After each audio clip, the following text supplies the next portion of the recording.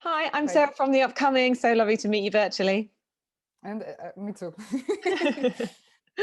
Yeah, maybe we can just kick off with a brief intro to Stop-Zemlia for people who haven't seen the film yet. What is it all about? How would you kind of summarize it in a few sentences?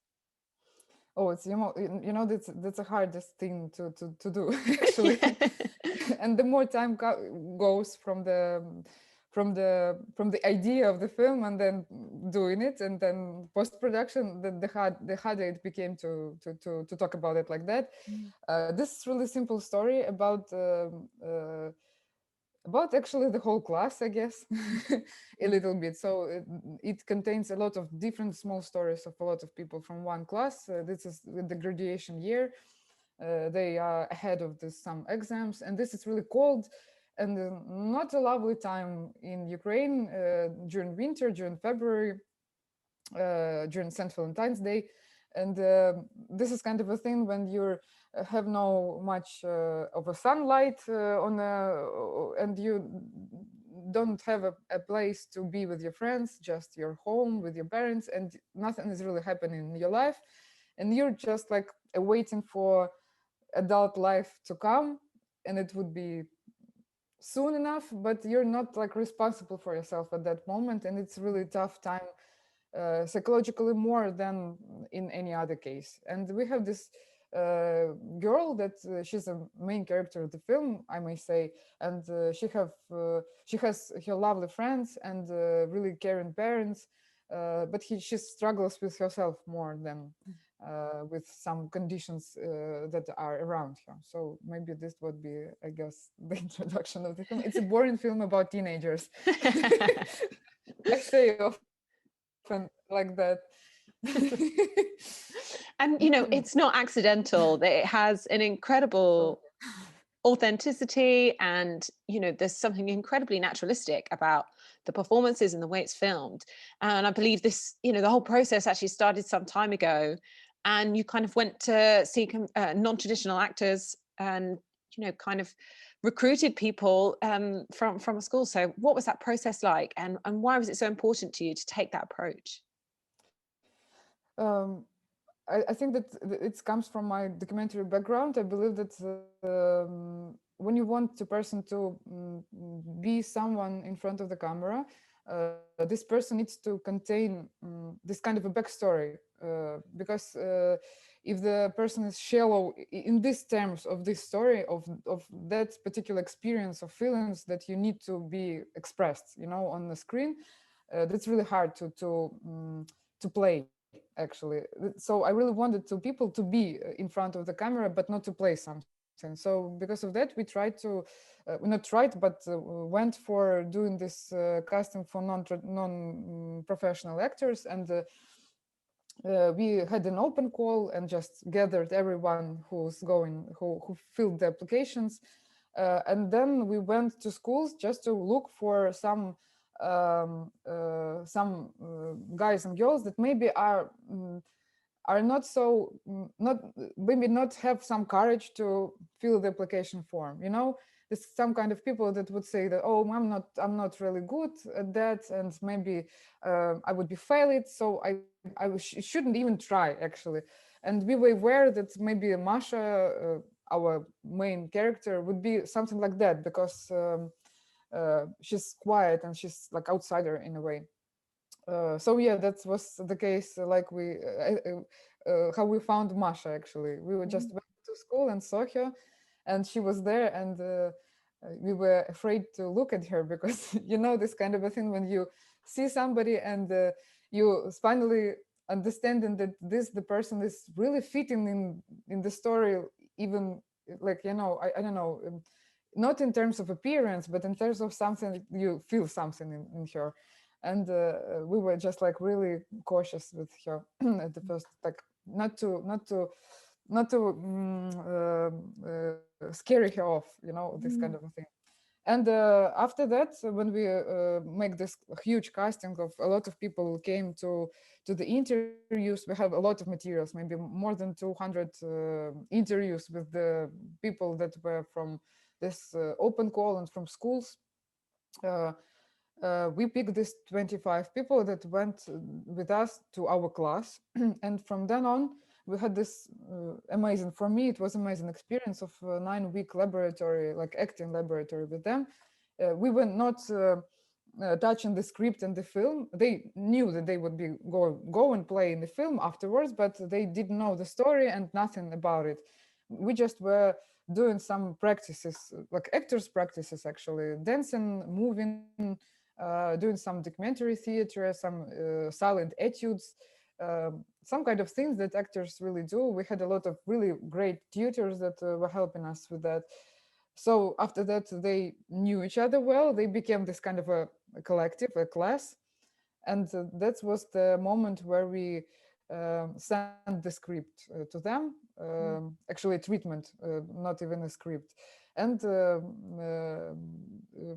have sent the roles to. So it was the starting point of shooting period.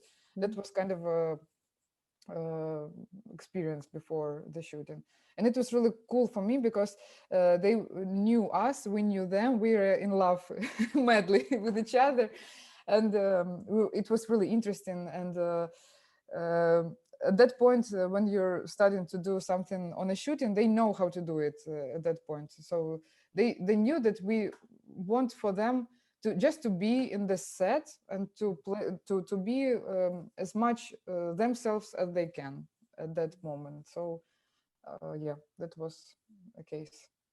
And, is there any risk in taking on non-professional actors? And, did it perhaps take longer than it might have done with people who've already doing that as their career? But obviously the outcome is really incredible, but there's a lot of intensity as well. So it must have been quite a challenge on set. It was challenging because we didn't realize that we have 25 people actually in a frame, uh, on a, like before we thought that it would be okay, but then we understood that it's really hard for us to film it correctly, because of that we tried to shoot it from different angles. And the thing was, like, we improvised a lot, then we just froze the improvisation and tried to repeat it from different angles, just to it was better to edit it later. So and sometimes we had no time to edit it on the set, and that's because it was really stressed to understand what did you get, and what do you want to get more, and how it would be all edited together. So yeah, that was maybe the more stressing thing. But they as actors were really open to us, and they were working a lot, and they were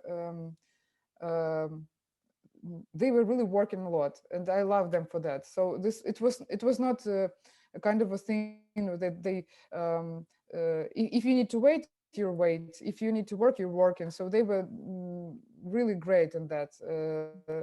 And I don't know, the professional actors of that particular age is not the case for us, because we have this kind of a small acting maybe theaters or some kids theater or something like that, but they have not that paradigm of acting that we like in a film. So we were aware that we need non-professional actors for that case. And that was but I don't know, in further work, I think I would try to look for non-professional actors of any age, actually. Or if I would be working with actors, I really want them to have this acting laboratory too, because it's really a cool experience for the cast to be a whole and the family in a way before the shooting started even.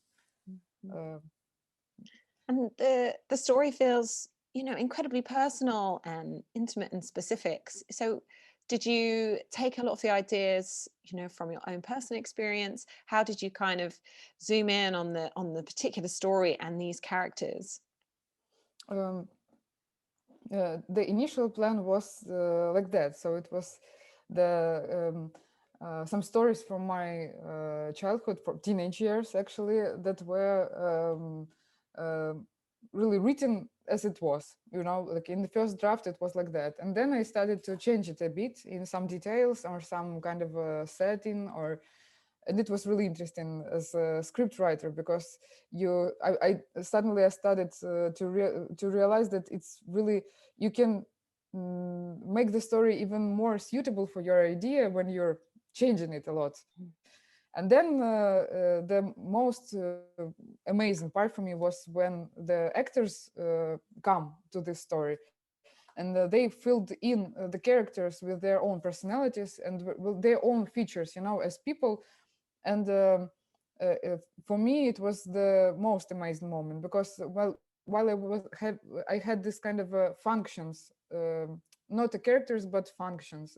Were doing something and talking about something, and I had some kind of a um, uh, plan of their characteristics, or I don't know, like things.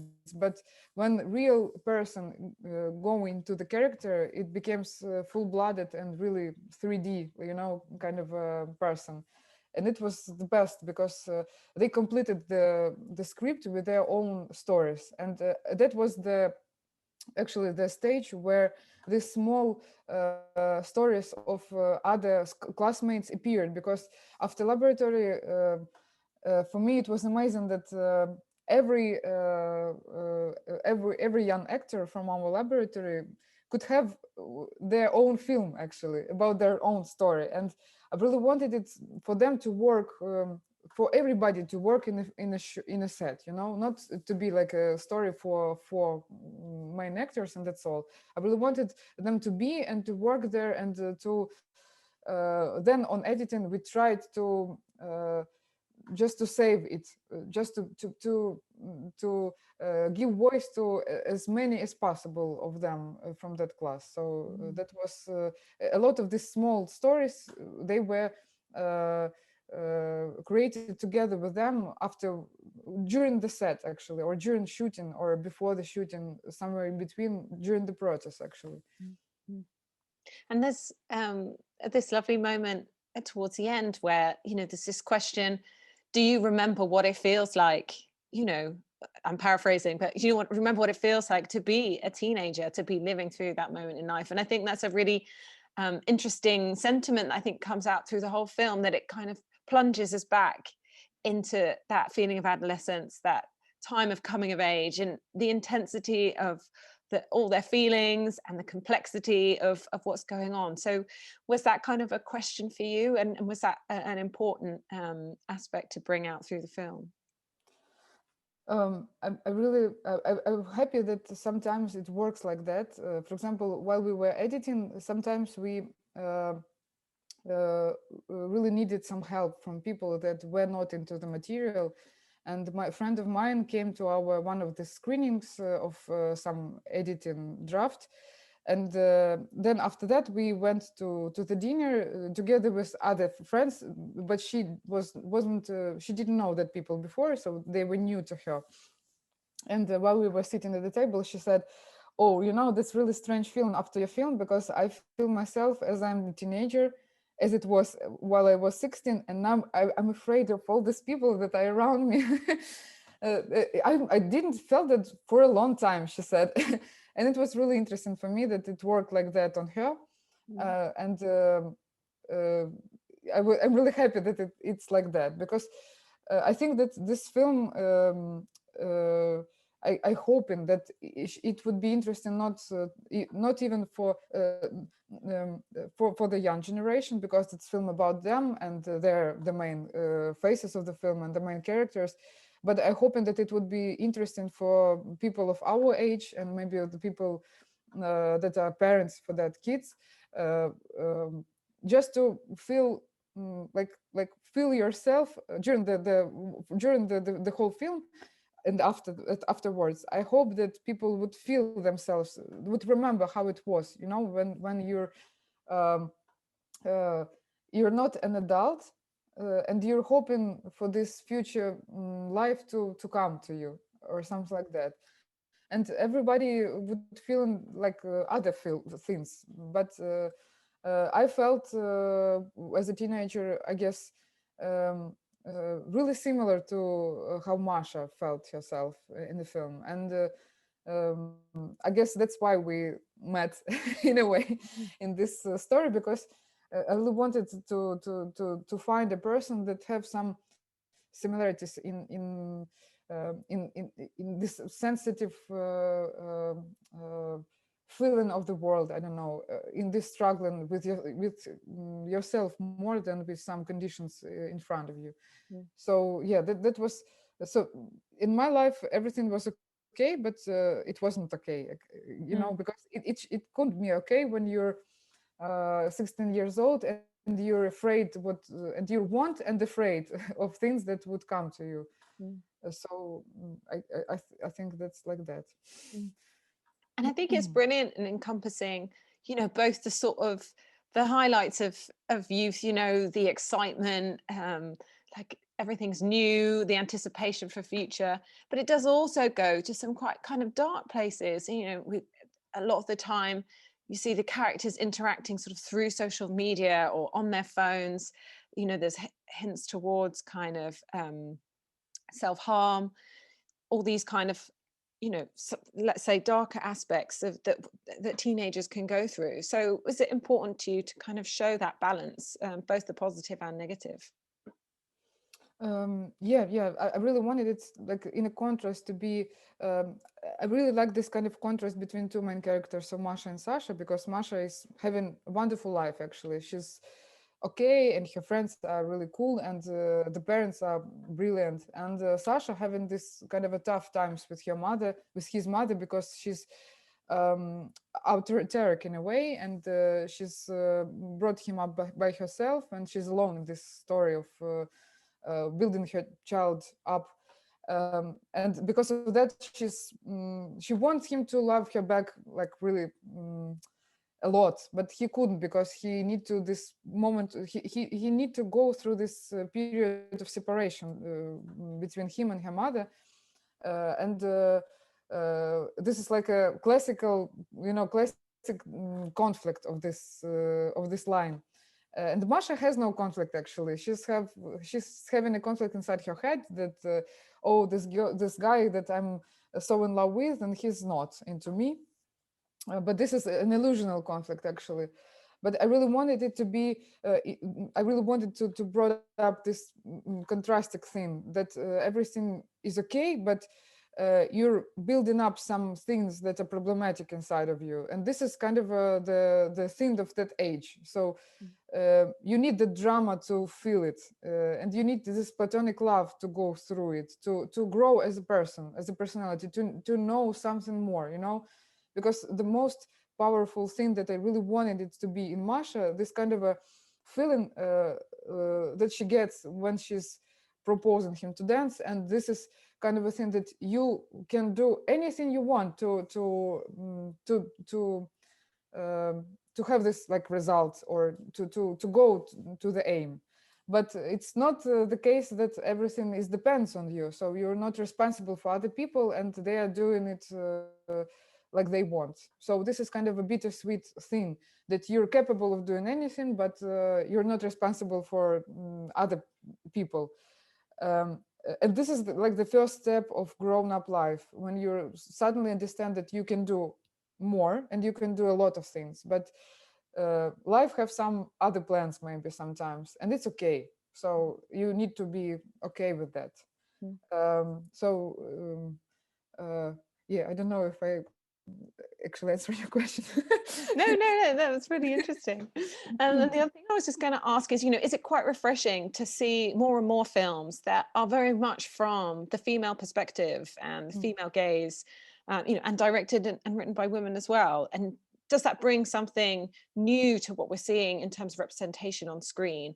And is it something that you hope to see more of in future? um, I believe that mm,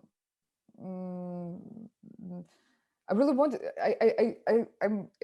I can do a flag of that. The flag, and just go with this flag up, and on that flag it should say something like, "You need to, if you're a director or a filmmaker, you need to do the stories actually."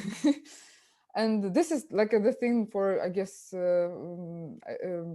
I really love that most in films, when I see that this is the honest story of the person that know how it looks like and know how to experience these things. And I guess it's not the rule that female directors should film only like films about female characters. It's not the case, as vice versa too. So Mm. I know, for example, I don't know, Denis Villeneuve, his female characters are brilliant, and this is the case where the male director doing the films about women, um, as I like it, as a woman, and I understand this kind of a thing, or I don't know, and for example, and so it could be like that, but in terms of experience, I guess the core thing is to express your experience, and that you know how it feels like, and now you depict it in your film. So this feels real and right to me, Mm. if it's like that. Mm. And then just finally, what does it mean to you for this film to be showing as part of the Berlin Film Festival? And obviously not being able to be there in person, unfortunately, but hopefully by the summer we will see things return a bit to normal. Yeah, you know, uh, yeah, I was really, really devastated when I knew that Berlin Film Festival would be all online, because I'm in love with this festival. It's the first big festival I attended back into 2016, and I was completely in love with it because it's so for viewers and it's so for that experience of Mhm. to be with the films. Because you know, other big festivals, I've been not many, but I felt like this kind of a, in terms of some Vanity Fair more, I don't know, or it's more industry like events. Then everybody is doing something and talking, and but Berlinale is about people that are coming to see films actually, and that was for me fascinating experience actually, and I was dreaming to be on Berlinale with the film. And yeah, that's kind of a strange time for us, and it would be, but you know, we were looking for this not excuse but something just to be calm with, and this was like, you know, this is the strangest year for now for Mm. Berlinale, and we're with the film with the strangest year, so it's cool. Yeah, but I don't know, yeah, I'm really happy to be there even in online format, and I believe maybe everything could back to normal or near normal in some years, and we'll be attending the festival. And I really dreaming to see how people watch this film actually, Mm. and how they watch. I'm interested how they watch here in Ukraine, because it's on Ukrainian language, and we have a lot of things that are in language, you know, maybe not so clear for people that would be reading subtitles. But I'm really interested in how it would be working on international audience as well, because uh, like yeah, I had no experience like that before. So Mm. I have some foreign screenings of other my short films, but it would be another new experience, and I'm really wait for it. Mm. Well, let's hope we can all be in a cinema together again soon.